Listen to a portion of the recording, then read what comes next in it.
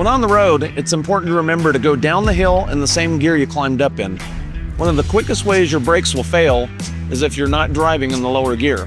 Whether you're driving a manual or automatic transmission, shift into a lower gear to ease up on using your brakes, since you'll frequently be driving on steep grades. What's a good example of a steep grade here in Colorado? On I-70, there are roadway grade changes from 0% to 8%.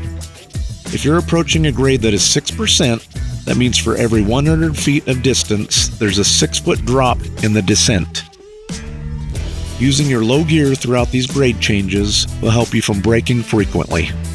Driving in low gear also helps with traction, which is great for driving in rainy or even snowy days in Colorado. Use the engine brake where you're allowed and make sure to check your noise and muffler regulations along your route.